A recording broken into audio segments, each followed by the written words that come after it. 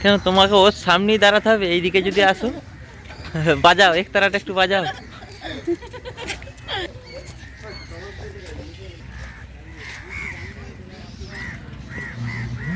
তোমরা দেখছো চারিদিকটা কত সুন্দর শান্ত শিষ্ট জায়গা, একদম সত্যি মনটা ভরে গেল এখানে এসে। দারুণ। দারুণ জায়গা, দারুণ। তো নমস্কার বন্ধুরা, কেমন আছো তোমরা সবাই? আশা করছি সবাই খুব ভালো আছো, আর আমরাও ভালো আছি। আজকে যাচ্ছি একটা নতুন আরেক জায়গায়, আর আমার সেই সঙ্গী হচ্ছে সেই বন্ধু। ওই যে ওরা সব নিচে দাঁড়িয়ে আছে, রেডি হয়ে গেছি, রেডি হয়ে এবার এই যে বেরোবো। তো চলো, আর ব্লগটা লাস্ট পর্যন্ত দেখতে থাকো, আশা করছি ব্লগটা তোমাদের ভালো লাগবে। তো আমরা বেরিয়ে পড়েছি, চলে এসেছি রোড। আর এই যে এদেরকে নিয়ে যাওয়া হচ্ছে আজকে ডকের কাছে। চলো আমাদের সঙ্গে তোমরাও এসো। আমরা এখন বাসে উঠে পড়েছি, যাচ্ছি এখন টাউনশিপের দিকে। আর এইদিকে এরা বসে আছে, আর আমি এইদিকে একা।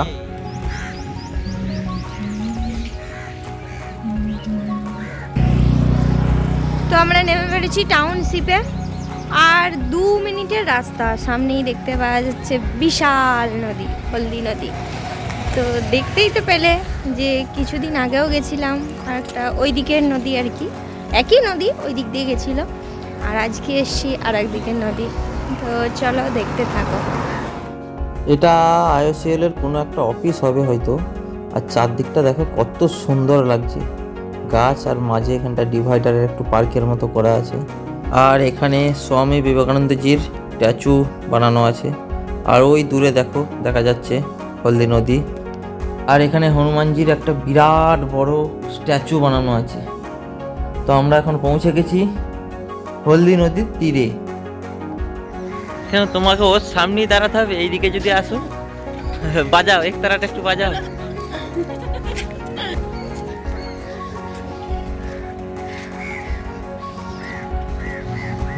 দেখছো চারিদিকটা কত সুন্দর শান্ত শিষ্ট জায়গা, একদম সত্যি মনটা ভরে গেল এখানে এসে। দারুণ। চলো বসো, এখানটা একটু বসে পড়ো। এই তীর ধনুকটা নাও, চালাতে পারো নাকি দেখো দেখি। কেন এটা ভাঙবে? হ্যাঁ, লোকে এসে মারবে।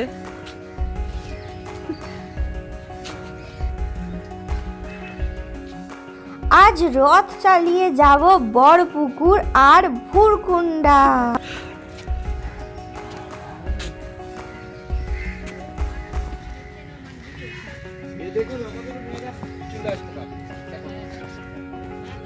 স্টেপগুলো এত বড় বড় কে বানিয়েছে?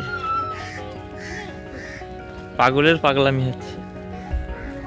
ওই দিকটায় লঞ্চ ঘাট, ওখান থেকে ওই পারে যাওয়ার জন্য। এদিকেতেও একটা লঞ্চ আছে।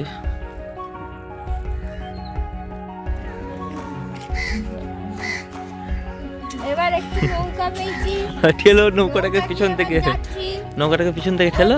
এই যে বাবু আর মা, আর এই ওই দিকে হচ্ছে মা আর বাপি। এই যে আমি দুজনকে নিয়ে যাচ্ছি। আচ্ছা, এটা তুমি লুঙ্গি পরে আছো? হলদিয়ার ওপারে যাচ্ছি। তোমার কিচ্ছু বানাই। ওই নিয়ে নাও ওটা, হাতে করে নিয়ে চলে চলো বাড়ি। 2-3 জন ঢোল বাজাচ্ছে না? আসো।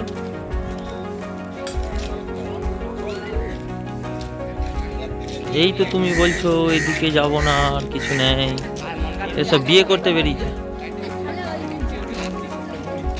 কোনটা?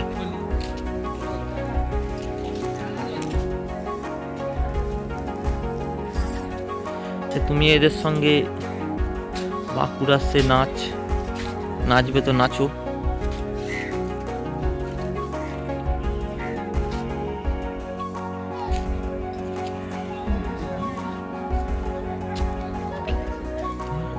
ওই দিকেটা ছিল বাবু মা, আর এইটা হচ্ছে মা আর বাপি। এই যে আর ওটা কি? এত এটা নৌকা কি? পেয়েছে, হাত ভেঙে গেছে, তাতেও নৌকা বাইয়ে নিয়ে যাচ্ছে, কারণ নদী পার করতে হবে। লগন বয়ে যাচ্ছে ওই জন্য। লগন বয়ে হয়ে যাচ্ছে, ওই জন্য তাড়াতাড়ি করে আনতে গিয়ে হাত ভেঙে গেছে। আর এখন আমরা আছি লঞ্চ ঘাটে। একটা লঞ্চ কিছুক্ষণ আগে গিয়েছিল, আবার রিটার্ন এসছে। সেই লঞ্চে এখন সব যারা যাত্রী আছে তারা উঠছে ওই পারে যাওয়ার জন্য। দেখো কত সুন্দর। আমাদের এখানে দেখা সারা কমপ্লিট হয়ে গেল, এবার যাবো অন্য একটা জায়গায়। চলো যাওয়া যাক। আর এইখানে একটা মন্দির আছে, মন্দিরটার ভিতরে আমি যেয়ে দেখলাম একটা কালী মায়ের মূর্তি আছে, তার সঙ্গে অনেকগুলো ঠাকুর আছে। আর কথা বলতে বলতেই চলে এসেছি বাস স্ট্যান্ড থেকে বাসে উঠে আমরা যাব তো আমরা ইস্কন তো মন্দির। চলেই এসেছিলাম টাউনশিপের ওখান থেকে, আর এরপরে যাচ্ছি ইস্কন মন্দির। আমরা তো প্রথমবারই যাচ্ছি, নেমে পড়েছি, নেমে এবার সামনের দিকে হাঁটছি, বললো তো সামনেতেই দেখো ইস্কন মন্দির।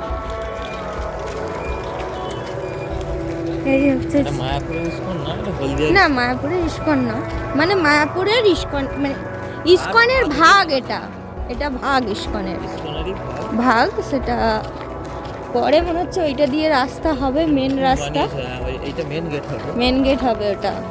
এটা আপাতত এখন কাজ চালানোর জন্য করে মেন রেখেছে। গেট বলতে গেলে। হ্যাঁ, আর এই হচ্ছে তার চারিপাশটা। আর ওই সাদাটা হচ্ছে বিশি রায় হসপিটাল।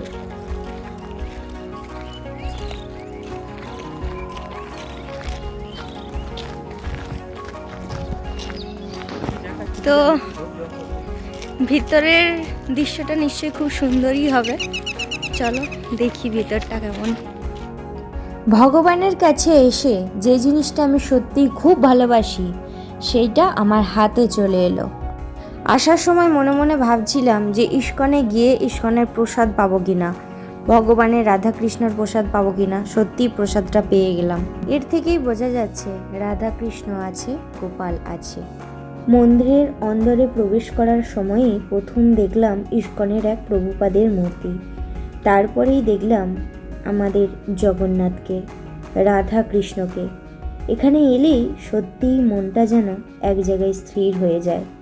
মনে হয় সত্যি সারা দিনটাই যদি এখানে কাটাতে পারতাম তাহলে খুবই ভালো হতো। মনটা কত শান্ত। আর এর পাশেই আছে শ্রীকৃষ্ণর চারিদিকের অনেক অনেক বই, যেগুলো শ্রীকৃষ্ণকে জানা যায়, আমাদের সমাজ সম্পর্কে জানা যায়, আমরা কে সেটা জানা যায়। তার সঙ্গে অনেক কিছু ছিল, ধূপ ছিল, গোপালের অনেক সাজসজ্জা ছিল, ধূপকাঠি ছিল, সব কিছুই ছিল। সেগুলোই ঘুরে ঘুরে দেখছিলাম। সব কিছু দেখার পর এবার বাড়ির উদ্দেশ্যে রওনা হলাম। তো আমরা চলে এসেছি বাড়ি, আর সেদিনের মতো আজকেও পুরো ক্লান্ত, আবার সে ক্লান্ত হয়ে পড়েছি সারা দিনটা ঘুরে ঘুরে।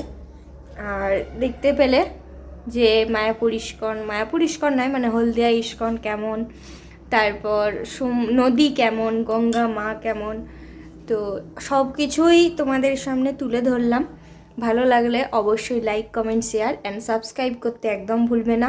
পাশে থাকা বেল আইকনটি অবশ্যই প্রেস করো, যাতে এই চ্যানেলের প্রত্যেকটি ভিডিও তোমাদের কাছে সবার আগে পৌঁছে যায়। ভালো থাকবে, সুস্থ থাকবে, দেখা হবে নতুন আর একটা ভিডিওতে। ততক্ষণের জন্য টাটা।